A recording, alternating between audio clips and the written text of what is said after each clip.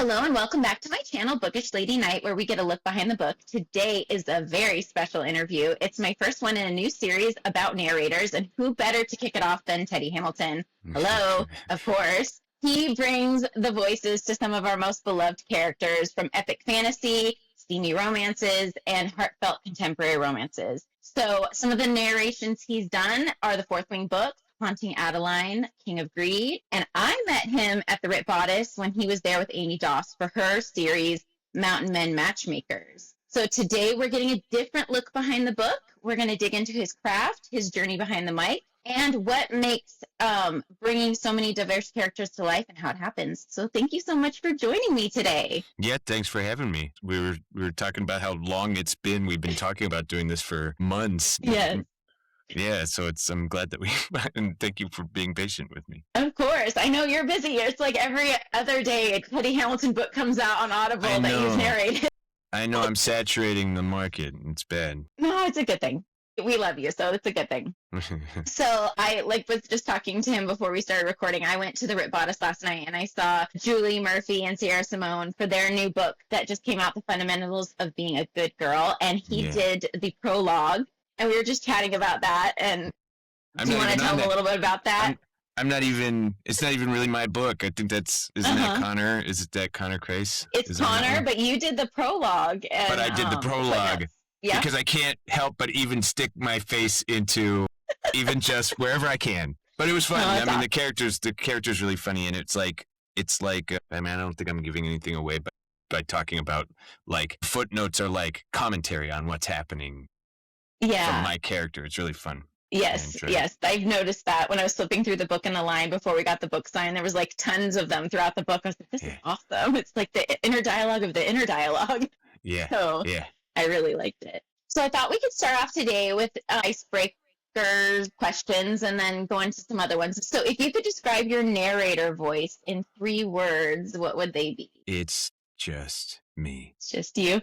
That's what I don't do a voice. I take on perspectives. I take on energies, you know what I mean? But that's like a psychological thing. I put myself into what would I be like if this set of circumstances was what I was in. That's like just acting though. That's just regular acting.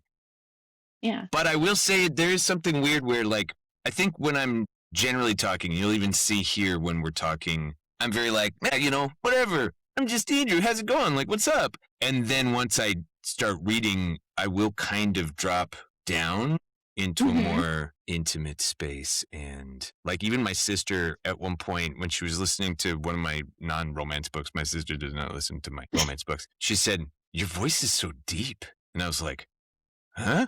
And she was like, "What? Your voice isn't that deep. Do you do something?" I was like, "Nah, I don't know. I'm just getting into the moment, I guess." I don't know. That's awesome. I like that. That's funny. She doesn't listen to that. I feel like that is so I'm writing a book and I'm I don't want any of my family. I haven't written any spicy scenes yet. I'm on the fence. All my friends are do it. You just need to do it. And the other part of me is I'm and so because I'm my mom or my brother might read this. Yeah. One of the first books, an early book for me that I did through ACX, which was a direct author connection thing that it's a platform on Audible, but back in 2012 or something.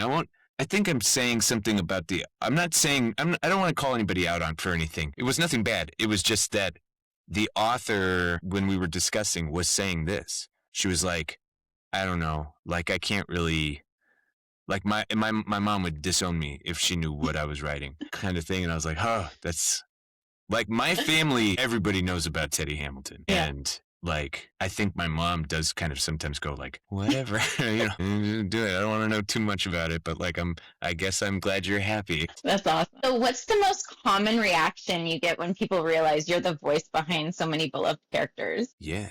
It will be either people who already know me, who then find out that I'm on the Imperium series or something, where they will say, "My God, did you do this one? You son of a bitch," kind of thing, because they they don't want to think about me while reading it, Okay. But then, because they know me, But then there's also like probably one of the best descriptions I can say is that there's people who will, because I'm Andrew Eiden, right? That's my name. My name is Andrew.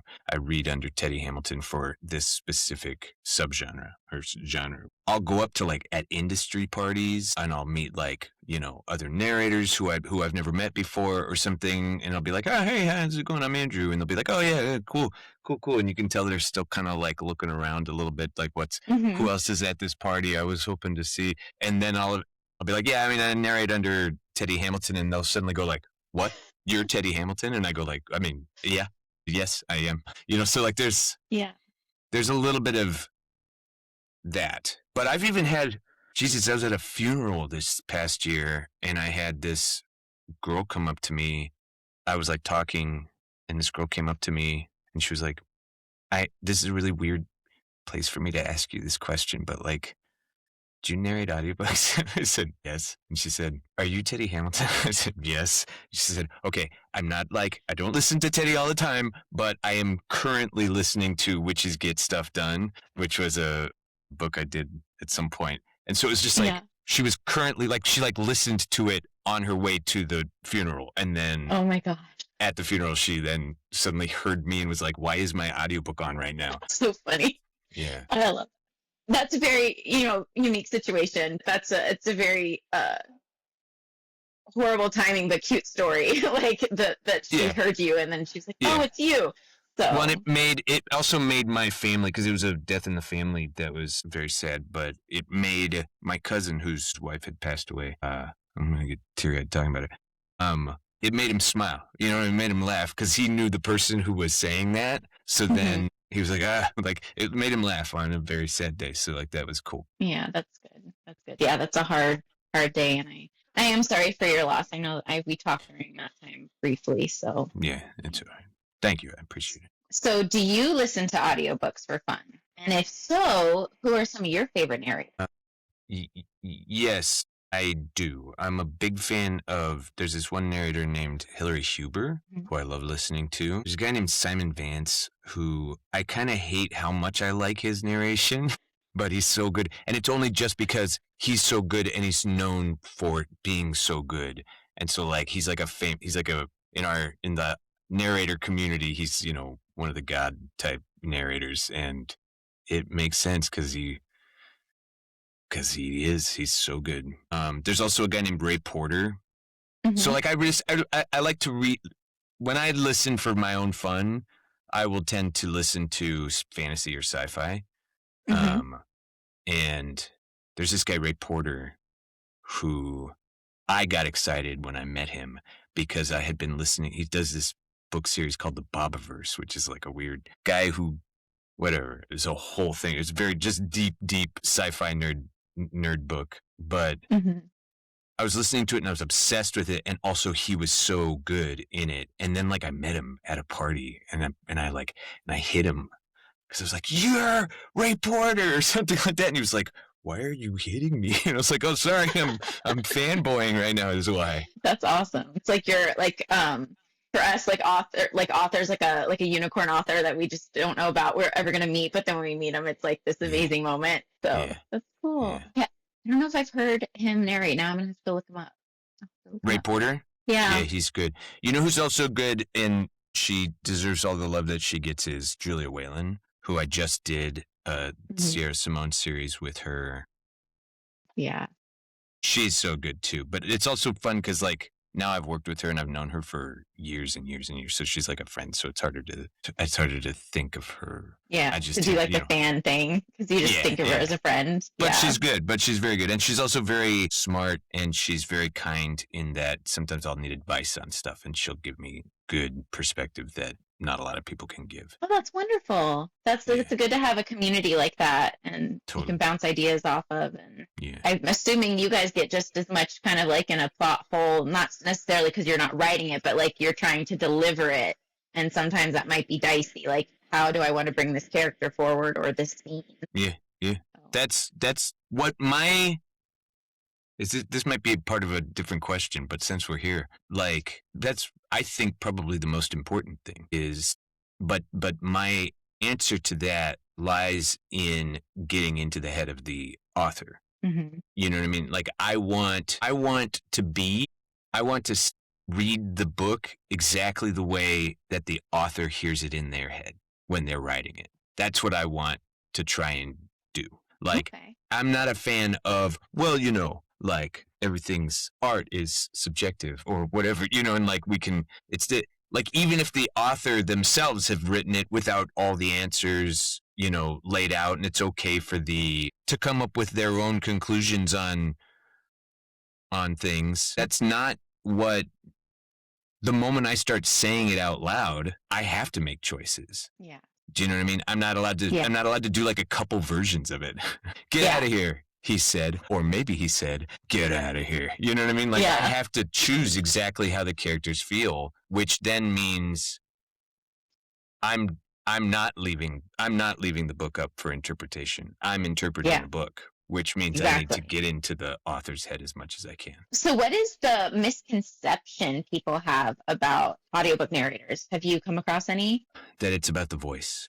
That's a big one. That's a big one. That's the way that half the actors who want to do it think about it. They think, oh, I was always told I have a cool voice. Yeah, that's good. But like, you got to have a writer. You have to have a writer in you. Like, you have to have understood how to perform Shakespeare practically, because it's like your relationship to text and, you know, and performance and speech, like your ability to like keep like a really, really, really long and tangly thread straight, so that you are following that story. You know, if you're just reading, you can kind of drift out in and out a little bit, but when you're narrating, it's like you have to grab a hold of that thread and follow it all the way through to the end. So there's like a lot of stuff, but some people just go, oh, like, I have a cool voice, or he has such a good voice, he must be a good narrator. You know what I mean?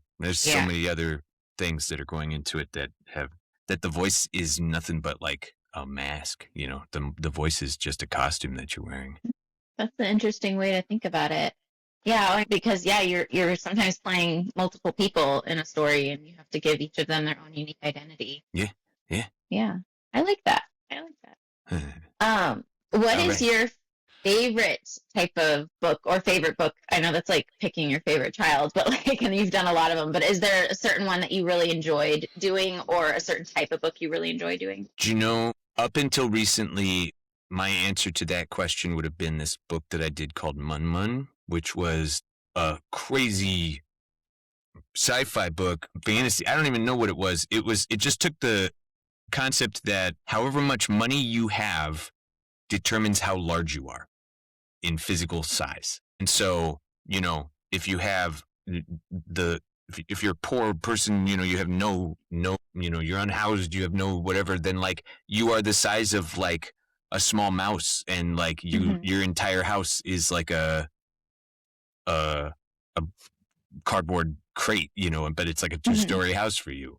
Yeah. If you're middle class, then you're like about the same, you're just sort of like regular sized people. And if you're Jeff Bezos, you're like a giant that like when you come into town, like they have to clear the streets because, you know, you come lumbering in. It was an amazing book. There was so many cool, it was very well written by this guy named Jesse Andrews.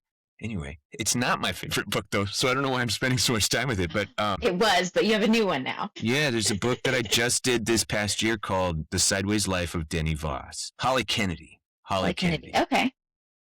The Sideways Life of Denny Voss is just this beautiful, beautiful, beautiful story of this adult with a certain, he's like sort of on the spectrum. He's not like real deep on the spectrum, but he's definitely on the spectrum. And he gets into all of these troubles just by being kind of like an open-hearted person who always kind of just goes with like a very innocent, guileless sort of way of life. Meanwhile, there's this cast of characters that just everybody just loves him. Everybody takes care of him, and they're so good to him. I'm going to get teary-eyed talking about Denny. It's just so good. It's such a sweet story. And there's a lot of stuff that happens in it that's hilarious. And then there's other things that happen in that's like absolutely heartwarming. And it's a beautiful I'm going to story. have to listen to that, because I have both my kids are on the spectrum. Oh, yeah. He's great.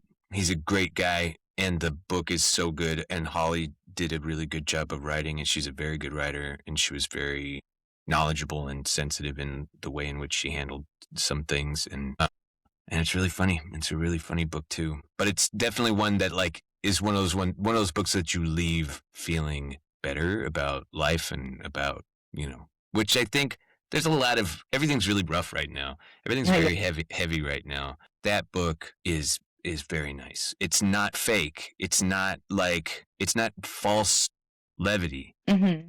It's true hopefulness. It's a beautiful book. Yeah, I like it. Okay, I'm gonna have to check that one out. Yeah, I will definitely do that. So this kind of, because you were talking about authors, so this kind of segues into that. Do you have like a unicorn author, like how I have an author that is like if I meet them, I've made it moment, right? Yeah. Do you have an author like that, or have you already worked with those kinds of authors for yourself? I don't think that way too much. Mm-hmm. You know what I mean? Like I think in terms of, maybe I'm just ADHD, but I'm very much more like in the moment. I'm okay. in what's in front of me is what's important kind of thing. Mm-hmm. And it will be like I did just get hired to do a book that I'm not going to talk about, but I did just get hired to do a book that's one where I went, whoa, that's a pretty big deal. I think Awesome. I think something big just happened that then I feel good about, but like, I don't know. I don't have like a list. No. You don't have a list. I just recognize it when it happens. Then I go, ooh, cool. That happened. Great. Really cool. Yeah. That's cool. We'll get to hear about it when you release about it. So that'll be exciting. Yeah. So how did you get into narrating? So the narration, it's the same. It's my sister who does not listen to my romance books. She got married, and she's like a VO actress. She's been doing it for a lot longer than me. She actually narrates audiobooks too. She's very good. Emily Eiden, look her up. Okay. And she does a lot of like middle grade books and kids books and things like that. But she got married, and she invited like some producers from a shop to come to her wedding, and then I was the MC of her wedding reception. So then I entertained them on a mic, and like I'd always been an actor, so like I always but they came up to me afterwards and they said, you have a sound and like a vibe that we don't have. We want that. Come audition for us. And so then I came and I auditioned for them, and I booked the first job that they auditioned me for. So then whenever that happens, that's always like, let somebody know like, oh, we got a hot one here, like send him out more. And then I booked a lot because I did it. I did it all right. That's awesome. Yeah. That's cool. So have you had any funny fan experiences when you meet a fan that was kind of like a unique or funny story that you can think of? I feel like yes, but I don't know. I don't think, like, I just meet people, you know what I mean? Like, I have funny experiences all the time, so it's hard for me to, like, I've never had, like, a fan, like, stalking me, or, I've never had, like, somebody do something inappropriate that was like, oh my God. Everybody's always been, they're book people. Book people are good people, I think. I've only ever really just had nice experiences with fans that then, like, if it was funny, it was because we were having a good time, Yeah. I do like to party a little bit. Yeah. Yeah. It was so funny. I have to say, just being there with you and Amy, you guys did those shots before you guys started talking. Yeah. And that was really funny. The fireball shots. Yes. Yeah. Yep. And then you narrated for us. You did like the slow motion scene that she loves so much from her book, and you got to read that to us. That was really See, that's part of what I'm talking about also, where it's like she did that, right? So then that's my job. My job is to then make that work. It's not my idea. She did it. I just had to say, okay, I think I could see her imagining it like this, because she built it very cinematically in her writing. So then, like, I was like, all right, I see the images. I see it happening, so I'll just do that. Yeah. Yeah, it was really good. I really enjoyed that audiobook. So now the world is full of duet narration. Do you like duet, or do you like solo? Like, what's your stance on that? Is it hard? There's a couple things that are easier about duet. Like, if me and you are doing a duet, Lady Catherine, then that means that I don't have to worry about, we don't have to exchange voices with each other. okay, I put Matt a little deeper than Jake, and I made Jake have kind of like a vocal fry going on. So, like, can you just make sure you kind of do that? We don't have to do that because I'm going to be Matt and Jake in your chapters too. Mhm. Great. And like all the female characters, I don't even have to worry about it because you're going to do all of them. So I don't need to differentiate between mom number 1 and mom number 2, you know? Yeah. You're just going to do that. That's cool. That's a fun thing. But then we end up recording it all choppy too, which is sad because I don't get the full experience. Because like I enjoy reading these books too. You know what I mean? Like I get to read the book, and that's really fun. But then when I'm chopping it up, and it interrupts a little bit of the performance part of it too. I have to be stopping every time it's not me talking. It's Okay. for somebody else to stitch it because I need to leave a little, and I kind of have to leave a little marker there for the editor as well, so the editor can stitch that stuff in. So those are that kind of stuff just makes it a little harder to concentrate while you're telling the story, but also makes it a little easier.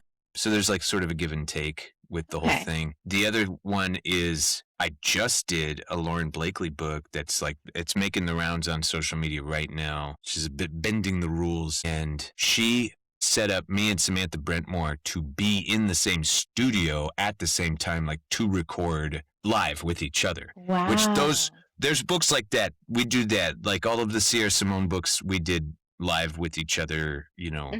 But that costs a lot of extra money for people, and sometimes it's outside of the budget of people's, you know, audio production. Yeah. But that's great when it's that, because then we're like acting. Now we're like in a play together, and we're like exchanging energy and flow and all that kind of stuff.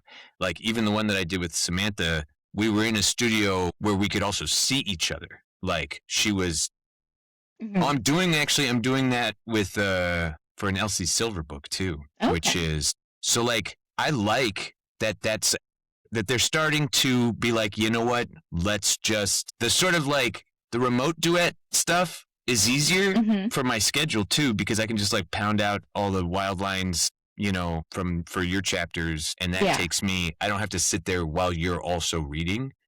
I can just say just my lines. And so my file is like, you know, 20 seconds long, as opposed to 15 minutes, which takes you a half an hour to read, you know? Exactly. That's cool. It kind of reminds me of like back in the old days where they had like the radio theatrical radio. That kind of reminds me of that. Totally. And it's fun, and that's really nice. And I think that the books really benefit from that when they do that. It's just hard because it's a lot of money, because there's a lot of time where I'm just sitting there listening. You know, I'm not actually doing anything, but you got to pay me to do that because this is my time. You know what I mean? It's your time, exactly. And have some kind of space, like a studio. You can't just have us in our own individual, you know, booths at home. We have to like go to a place that can host people doing that. So then that's going to cost money to the production. So it's a risk, I think, for any production to do that, just because it's a lot of money. But the payoff is great. I didn't know that they did that. That's really cool, because that just reminds me of that. Yeah. So what is the most profound thing you've learned on this journey that you've been on? What is the most profound thing that I've learned on this audiobook journey that I've been on since 2010? That you didn't expect. Well, my voice is deeper than I thought it would. Yeah, I don't know. That's a hard question, I think. Or the most interesting thing you've learned? Just something that you didn't expect. Well, the reason why it's hard is only because, like, I've always been more of a movie person. I was always more of like a movie file than a book bibliophile. And so, like, I would read on occasion. Most of the time when I would read, it was either when, you know, I wanted to read Lord of the Rings or something, or I wanted to read the Game of Thrones series, or, you know, that kind of stuff that I read because I saw the movie or something. And I was like, oh, I want to get deeper into this and enjoy the books. Yeah. But now I love books. I love books. I love books. In that, like them better than movies.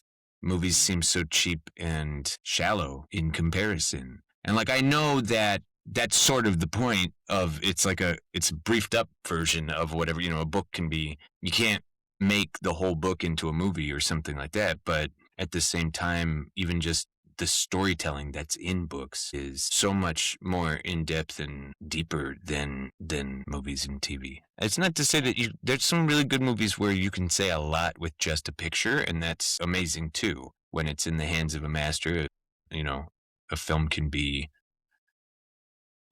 mind altering. But I think it's a lot easier for a book to be that. I don't think you have to be a master for a book to capture that.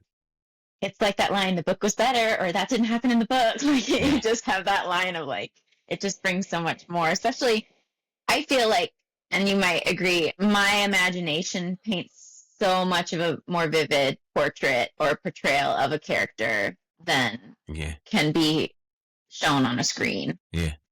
Although that's also what's then fun with something like, say, The Lord of the Rings, and maybe not The Hobbits, but the original Peter Jackson movies. Mm-hmm. He did it so good. He did it so good that it's almost like you pulled that right out of my brain, kind of thing, you know? It'll be interesting to see, like ACOTAR and, Fire in the Flesh and Fourth Wing, they're all, going to be picked up. It'll be interesting to see how they do those stories justice. Yeah, they haven't contacted me yet to play the leads in the movie versions. I'm sure that they'll get to me eventually. You never know. No, they definitely will not. You never know. So what has been your most memorable fantasy world that you've got to step into as a narrator? Oh, Mun. That one? Yeah. Oh, yeah, Mun was insane. I do these Audible books, the Big Witch Energy and Hex Around and Find Out. It's like this, I forget the name of the town. It's like like Starlight Cove or something. I forget exactly what the series is called, but I love those because those are like very fun and very witchy, where it's all like ghosts and spells, and there's like a coven, and there's also like mermaids because they're on the coast, and there's a mermaid cove of like, I don't know what you'd call the mermaid coven, but it's like a coven basically also, but of mermaids. That's really cool. I liked that one a lot. That one's been a pretty fun one to dive into. I haven't read that one yet. I have it. It's on my to be listened to. It's Harper. Hannah Harper? Something Harper. I forget what her first name is. Molly Harper? Molly Harper. I can't look because I'm on my phone with the recording, but yeah. Yeah. Hex around and find out. Molly Harper. Yeah. Yeah. Yep. I'm excited to listen to that one now too. They're super fun. Awesome. So what does a typical recording day look like for you? It will usually be, I don't know, it depends. If I'm behind schedule, then it will be wake up, make some coffee, start recording, and then just take a break until like 10 o'clock at night. And then I'm done for the day.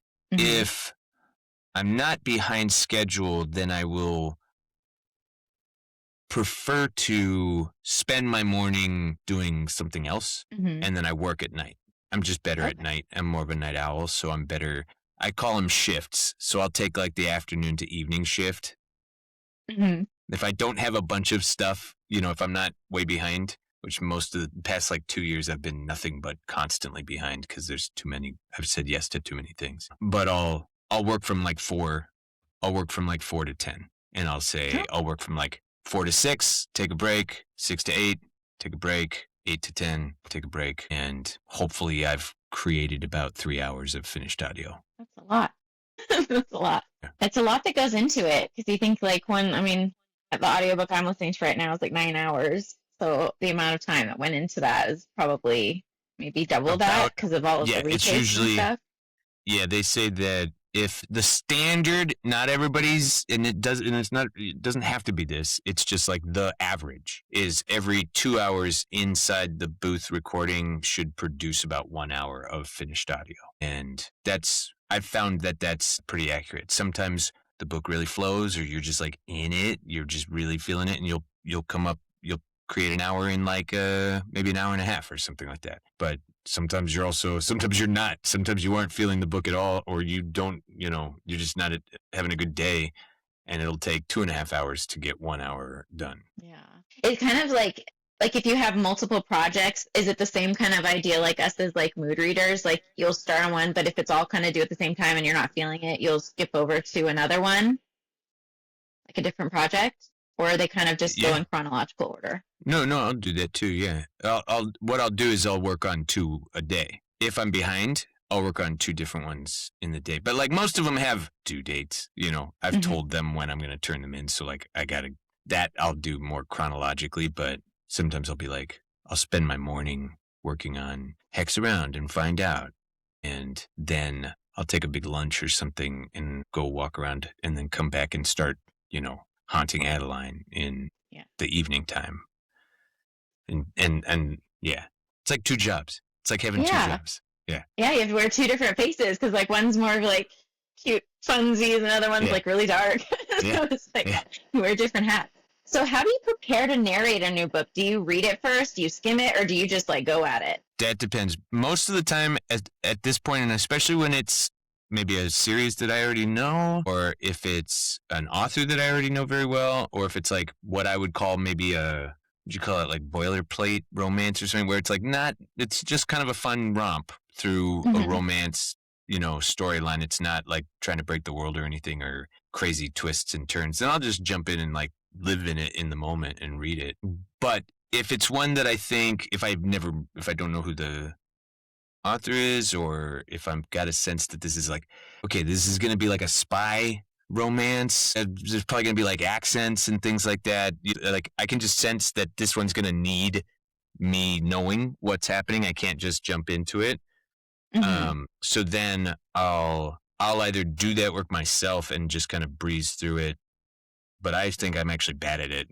The better thing that I do is I'll hire somebody to sort of prep the book and be like, tell me if there's any accents, if there's any like whatever. And then every once in a while, there are ones that it's an important or like very hardcore story that I want to know what's happening, that then I still won't read it all the way because I'll save the full committed read to when I'm actually reading it, but I will do research on it. I'll look it up. I'll find things in the book to answer my own questions for it. So it's kind of like a little different depending on what it is. Yeah. The majority of it, in all honesty though, is, all right, I feel comfortable. I'm going to just jump right into this one because, So when you're reading it, so when I'm reading a book and I get to a spot where it's like a major like plot twist or a big like, oh my God moment, do you like have to take a moment? Like, are you in the same like headspace we are? No, I think because I'm part of producing it, right? I'm part of the thing. I'm not there to experience it. I'm there to help you experience it. Which means that, let's say it's that the big evil dad is actually a sweet guy who's been working behind the scenes to make it all work, right? Let's say that's the twist. That's the thing that's going to make you go, oh my God. Because I'm spending the time desperately trying to make sure that I know where the author's going with this so that I can make sure that you are experiencing it the way that the author has intended for you to experience it. I will pick up on a lot of this stuff. I mean, it's the same way that you will pick up on it too. In the stuff that like, it's weird that he said that way on that in that moment or something. You'll pick up on it as a reader, but for me, it's that I have to also then like do that. And I have to either know that answer already. If it's a big surprise thing, then I've already learned that that's what the truth is. So then I already know it before I've even read it. Or I've been, let's say it's one that I've just jumped into, I've been sort of rooting for him and building it already. So that then when he does, I can just say, good, I have all of this. You know what I mean? Yeah. I have this already built into it. And then I just feel good. That's all. But I don't really I don't. It's because I'm part of the producer of it. I'm part of the creative process of it. Yeah. Yeah. So it like feels different. So how do you keep track of different character voices? Do you do like, especially if like it's a big cast of characters, like what do you do to remember? So in Pro Tools, I use Pro Tools, which is my program that I record with, and they'll have little spots that you can mark your thing. So like the first time that the dad speaks, let's see, did I go with big mean dad like this or sweet old man dad or whatever? I'll mark it. And then 15 chapters later, when dad finally says something again and I go like, oh, I forgot about, what did I do with dad? I can just pull it up real quick because I marked it in the session. And if, let's say, 6 months later, I get book 2 of the series and there's all of these characters there. Hopefully in book 1, I made all these markings, because sometimes I don't, because I feel confident that I remember them until it's 6 months later, then I have no idea what I did with them. But if I did my job well, which a lot of the times I do, I've marked all of the characters in the session so that then when I'm like starting on book 2, I can go into the session for book 1 and pull all of the character references, make little like clips of their voices and load them into book 2 so that then whenever I'm doing book 2, when any character comes up, I can just pull them up and then listen to what I did 6 months ago in book 1. And then duplicate it. Yeah, it's so crazy that you guys can do that. It's really crazy. Well, it's a very technical thing, and it's better when, you know, if you're working in a studio, then you have some audio tech who does all that stuff for you. We live in the world of home studios now. Yeah, wear many different hats. So which is harder for you to do? Is it the intense emotional scenes or like the really rich world building scenes? No, but those are equally great. If the writing is there, if the writer's feeling it, then both of those will flow beautifully and it'll be nice. The problem will be that every once in a while you can come across that chapter where like the author maybe didn't do as many passes on the editing on that chapter, or there was they were just in the, I always imagine that it's like, you know, they'd been working now on this book for a long time and they knew where they wanted to go next, and they had just finished something, but they were kind of in this weird in-between time that they haven't started this next. Not everybody's like this, obviously. I'm just talking about when it's hard. The times when it's hard is when I'm going, what are you doing? What is happening? What's going on right now? Like, or when it's like just a weird sidebar in the middle of the book where you go like, why are we talking about this right now? Like, her father just got into a car accident. Why are we talking about this right now? Or something, you know, it's like, that's the kind of stuff that flow breaks. And then also I start to become like, I don't know what to do. I don't know what to do with this because I don't feel, the author is very far from me. Can I say that? Like there's the moment when the author is very far from me that I go like, I don't know what they're doing. I guess I just have to say the words because that's the only thing I can do right now. And then eventually, you know, I get back in and then the flow starts back up and then it becomes easy again. Because when you're vibing with the author, then the job is a joy to do. It's really cool. So have you ever had to like re-record a scene because you got like too emotionally invested, whether it be laughing or be like heavy? Yes. Yeah. It's not that I had to re-record the scene. There's actually, I think you can see it on my Instagram, on the narrated by Teddy Hamilton Instagram. Rebecca goddamn Yaros I used to call her a sadist. I think I still do. That she would write like crying porn. It was like she wanted to wring every last tear out of your eyeballs that she could, and then if she could get a little bit more, she would. And like, I always liked it, you know. I mean, whatever. She's an amazing author. She's great. She is. But there's also times where it's just like I can't right now. And The Last Letter. There's this book called The Last Letter that she wrote. I don't know if you've ever read that one. Yeah. Okay, so you know what happens. That fucking book. Yes, it's also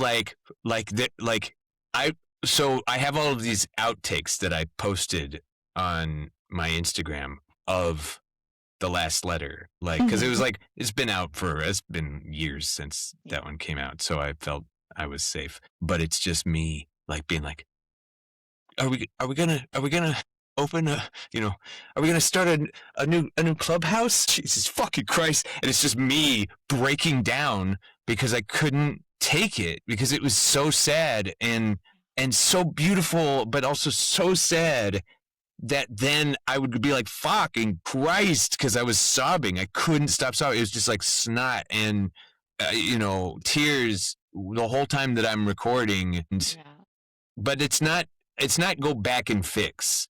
It's kind of like, be okay with it being there. Make sure that it's not, like, it's okay if there's if you can hear that the book is affecting me. It's okay if you, the reader, can hear that the book is affecting me, the narrator, that I'm right there with you. The only thing that you have to be careful of with that is, A, that it doesn't become self-indulgent. Look how sad I am also. But, so you don't want to do that, and you also want to make sure that it's still, like, clear. You can't be like, while you're narrating, you also have to narrate the book well. So what it becomes is a lot of start and stops, a lot of starting and stopping, and like, okay, stop for a second. All right, drop back into it.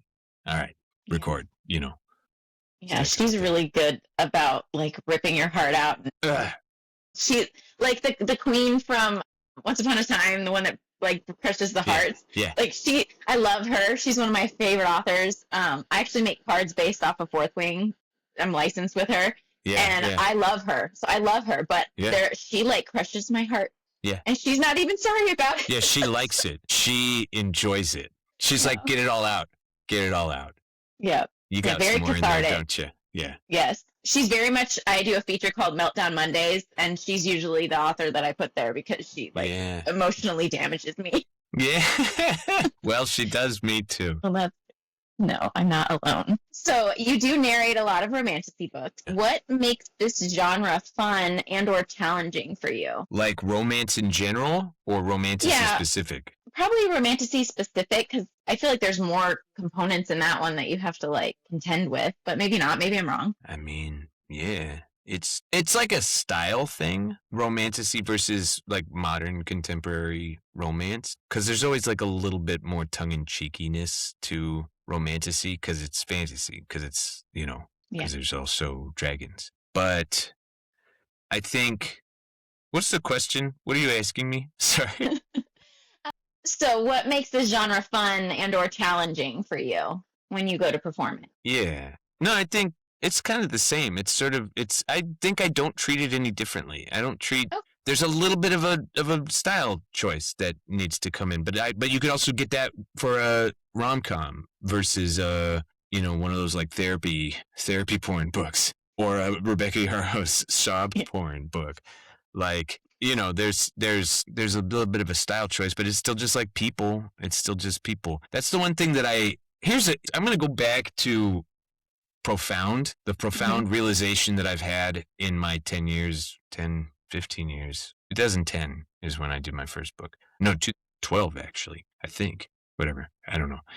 The profound thing that I've had is how fundamental romance is to every story. You can make whatever book you want. You can tell whatever story. If there isn't any romance at all in it, there's no humanity in it. You know what I mean? That's all that romance really is. Yes, there's sex most of the time, but not every time. And what's the thing is that it can just be about somebody who puts on a bake sale, and that's the only actual action that takes place in the entire story, and it can be the most gripping and heart-wrenching story that ever happened because it's about people. It's about the things that are happening to us, Yeah. And I was like, I love the Marvel movies, the like Iron Man and that kind of stuff. Those are fun. I like those movies. But one of my favorite things in the whole movie is the relationship between Robert Downey Jr. and Goop.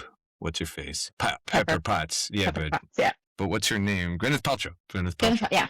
I love their relationship. It started off kind of questionably, like early 2000s manosphere kind of objectification there, but by the end of it, like, it is a very vibrant living relationship between the two of them, and like real love is there. And it's one of the things I always say is like, what's, you know, when Tony Stark in the Avengers movie like rides his nuclear bomb up into a portal to kill the bad guys, the thing that he wants to do in that moment when he thinks he might die is call Gwyneth Paltrow and say, I'm sorry.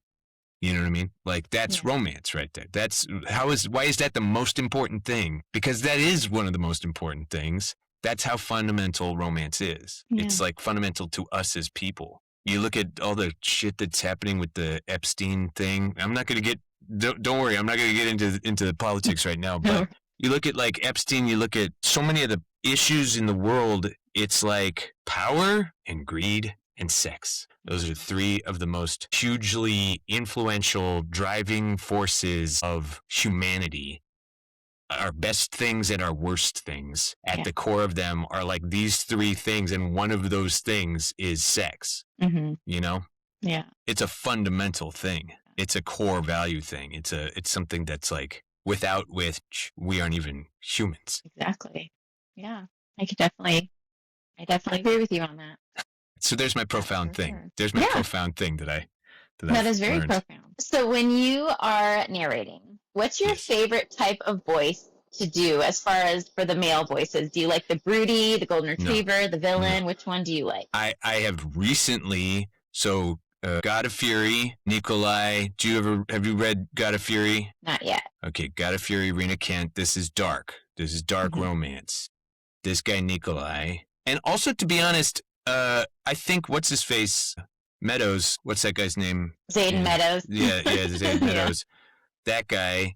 I think he kind of does this too, which is unhinged like Sunshine Golden Retriever guy, like, but unhinged, where he's like fucking insane and like crazy and like it's like a toasty marshmallow. Like a toasty marshmallow who like while he's pulling out the bad guy's teeth with his pliers or even not even the bad guy, just pulling out some, you know, clipping the fingers off of some guy for daring to touch his woman. He's like also like humming like a nice like, you know, like Cher song weird. Or something. Yes. Yeah, the dichotomy of that is like. But that guy's fun. That guy is fun because it's so insane and so shameless, and it's fun to then do that. I think I always like the guy. I don't know what this guy is. I don't think of it from like a cinnamon roll. I still don't really know all of those. Cinnamon roll, yeah. But I like the guy I usually give him like kind of a smoky sound. He's like the guy who's like, yeah, what are we going to do? Don't worry about it. I got you, brother. He's usually a best friend to the main character. He's usually also probably the guy who will be like, you want me to make this guy disappear? I can make this guy disappear. But not in anything, like he's not like dark. He's not like, and then I'm going to use his guts to whatever. Yeah. He's just like the guy who lives slightly more on the morally gray side of things, but is still like ultimately just like a friend and part of the group and part of the people. I like that guy. I like that guy a lot. And so I like to play that guy often. Yeah, I know exactly what you're talking about. I like that. You did that in one of Harlow James's books that I reviewed for, and I posted about it a couple weeks ago, actually. You did one of the voices like that. Yeah. For one of hers, so I know what you mean. So when you're recording our more spicier scenes, when you're reading it, is it like awkward? Is it funny? Is it just another day for you? Like, it's still work. I think there are still moments that it catches me, you know, and I go, ooh, look at you. That's pretty good. But in the same sense of the surprise is not really surprising me, and it really takes Rebecca Yarros level trauma to cause me to start really, really, really crying, like to where I can't work. That's kind of the same thing as that, like I'm on the creative side of it, so I'm not just experiencing the spiciness, I'm also crafting how to present the spiciness in a way that makes it the spiciest. You know what I mean? Yeah. So there's like a thing that I love. I love when it's written well, when tone shifts correctly, because sometimes it'll be like, sometimes people will write it you're writing right now, right? Don't do this. Don't do this. I'll take notes. Which is in the middle of the sex, then like you start talking about something else, and it's like, are you guys having sex right now? Is this this is the time that you've decided to start talking about this right now? Or where it's like, your eyes are the most beautiful thing, and then I slammed in and hammered hard, you know, like, yeah. Like disjoint. Well, and also slam in hard. Do your thing. That's fine. That's great. But like, then be like, I fucking love you, and slam in hard. Don't say like, oh, you're the most beautiful person in my whole life, and then I held her down and choked her, and you know, it's like, there's a disconnect that happens sometimes that then I have to like kind of figure out. But sometimes those tonal shifts are so smooth. And I love it when there's also aftercare. I love it when there's aftercare, when it's, you know, everybody reaches the top of Mount Everest, and then they float down you know, in a. Yeah. I love that part. That's a good part. And I like to then craft that. Mm-hmm. You know what I mean? To make it a whole. I don't want this to sound the same as this, to sound the same as this, to sound the same as this. I want this entire process to be acknowledged and treated with the respect that I think it deserves. Yeah, I like that. So if you could narrate yourself into any fantasy world, yes, who would you pick? Like if you could go there. If I could go to a fantasy world, I think I'd want to. I hate to say it, but like probably Middle Earth. Probably, I think I'd like to like hang out with the hobbits. I think it would be cool. I think it'd be fun. Yeah. Yeah. I think that world is just insane. Yeah. It's like everything comes from that. Like it's just. What, in your opinion, with audiobooks, beyond it just being a good story, what makes a great audiobook? I mean, I can only speak towards what I want to do when I narrate, but if the narrator and the author are in sync with each other, really it just means if the narrator is in sync with the author, because the author wrote it before the narrator even heard of it. But a lot of that goes into it, because that means that whoever's producing it, you know, found the right narrator who would sync well with this story. Mm-hmm. And then the narrator being able to sync well with the story. Like, that's where I think most of the power is. Again, it's like, I'm not like, well, if the narrator can do like those really, really good voices, it's not really my thing. I don't think I do voices. I do differentiating voices where you can tell that this character is different from this character. But like, there's some people who are like, they sound completely different. You know, they sound like, they don't even sound like themselves. Everything's pretty close to me. Mm-hmm. You know, when I narrate, but what I'm attacking and what I'm trying to do is be the voice of the author. Tell the story that the author wants you to hear. And if you do that, that's a good audiobook. Like, other than that, then throw some sound effects in there. Have a full cast, you know, have every character have a different actor playing them. Yeah. You know what I mean? Like, all that stuff is cool. I like those kinds of books too. Those are really good. But like all of the Imperium books and the ones that are full cast, they're only able to do that by using essentially non-union things and, you know, sort of stepping outside of the typical way of doing stuff, so that then they can offset a lot of the costs, the expensiveness of doing what they're doing. But then you do get what they're doing. So then they are adding value to the market and to those books, because they get a full treatment of full cast, which is cool. Yeah. I would love to do that for mine, because my book has 5 main people. Yeah. And so it's a multi-point of view book, and but I'm like, there's no way I can afford that. Well, if it's here's the thing. If you're talking about multiple point of view, right? Meaning there's a chapter from Tad's chapter, because there's a character named Tad, right, in your book. That's what I heard. No. There's like a chapter from Tad, then there's a chapter from Tammy, then there's a chapter from Theo, then there's a chapter from Max. And that doesn't change the price of your book at all, because those 4 chapters add up to, let's say, 1 hour of finished audio, and you're paying for the finished audio. It doesn't matter if it's 4 different people reading 4 different things. As long as the only time you're going to run into like a thing where it makes more, it costs more to you, is when you want to hire somebody to read one line, because there's certain safeties in place for like you get paid a minimum of 1 hour kind of thing, so that people can't just be like, you come in and just read this one line. Thanks, here's $2. But you're going to pay, let's say your book, your end book is going to be a 20-hour book.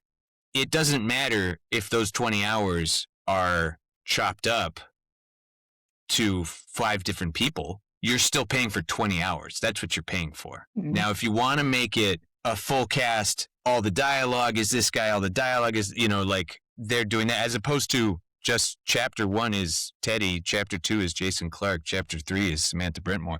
That's not going to cost you any more to do. It's only if you then want, and also Teddy reads all of the lines of these 3 characters, and Jason reads all the lines of these 3 characters within Samantha's books, because then you got to hire somebody to like mark all of that. Yeah. You know what I mean? Or if you want just your narrators to do it, then they're going to charge you a lot more, because they're doing twice as much work as they normally would have to do. So that'll at some point you're going to be paying for that. But that's just for that. If it's just POVs, just POV switches, you're not paying any more money. That's good to know. I didn't think about that. Yeah. So I thought it would be like 10 times more doing it that way.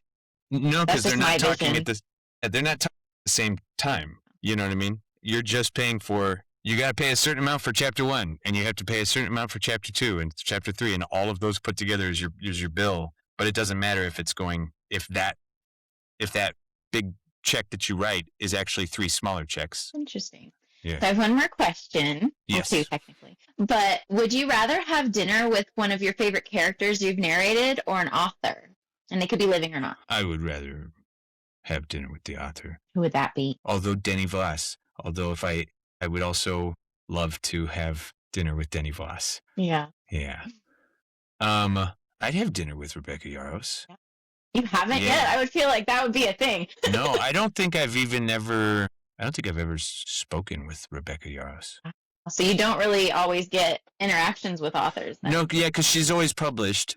None of my books for her, I don't know if she does indie work, but I know that I've always been hired by somebody else to do her work. Now I have consistently been hired for her work, so I'm aware that Rebecca knows who I am. You know what I mean? Because she'll put my name down. Like this thing with the Imperium thing, that was huge. That they said she wants you to read these. So like that means she's aware. But I also do think that she would rather not know this guy. She wants to know Teddy. I think if she knows this guy too much, she'll lose Teddy. Okay. And I think she purposely, I don't know.